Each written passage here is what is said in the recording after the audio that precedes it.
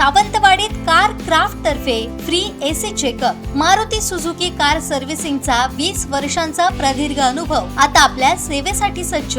आजच तुमची appointment book करा 9955663655 आणि 9619581234। ज्या राज्यात आपण राहतो त्या राज्याची भाषा प्रत्येकाला आलीच पाहिजे। त्यामुळे प्रताप सरनाईक यांनी मराठी भाषेच्या संदर्भात घेतलेली भूमिका योग्य असल्याचं आमदार दीपक केसरकर यांनी म्हटलं आहे। पाहूयात।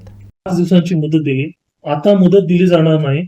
महाराष्ट्र दिन ते स्वातंत्र्य दिन अशी 105 दिवसांची मुदत मराठी भाषेच्या शिक्षणासाठी दिली होती। या संदर्भात आता प्रताप सरनाईक यांनी मोठे वक्तव्य केलं। नाही बघा, ज्या राज्यामध्ये आपण राहतो त्या राज्याची भाषा प्रत्येकाला आलीच पाहिजे, त्याच्यामुळे त्यांनी घेतलेली भूमिका योग्य आहे असं मला वाटतं। शिक्षणासंदर्भात एक प्रश्न आहे। महाराष्ट्रात 526 शाळा ह्या अनधिकृत आहेत आणि 452 शाळा ह्या मुंबईतील आहेत। काही शाळांवर कारवाई करण्याचे आदेश सुद्धा दिले। कसं आहे, हा खूप दिवस अनिर्णित राहिलेला प्रश्न आहे।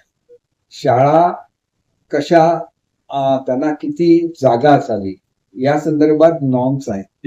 हे नॉर्म्स ज्या झोपडपट्टीच्या म्हणजे जे आपण म्हणतो की अतिशय एकत्र असं किंवा गर्दीच्या ठिकाणी ह्या शाळा निर्माण झालेल्या आहेत, त्याच्यामुळे ह्या शाळा ते नॉर्म्स पूर्ण करू शकत नाही। ज्यावेळेला मी शिक्षण खात्याचा मंत्री होतो त्यावेळेला ह्या शाळातील मुलांना जवळच्या शाळांमध्ये ट्रान्सफर करण्याच्या संदर्भातली एक योजना तयार केलेली होती, परंतु अजूनही त्याच्यावर पूर्णपणे अंमलबजावणी झालेली नाही आहे। आणि ह्या शाळा जर बंद केल्या तर त्या वस्तीतील मुलं ही शिक्षणापासून वंचित होतील, म्हणून सरकारने थोडासा या संदर्भात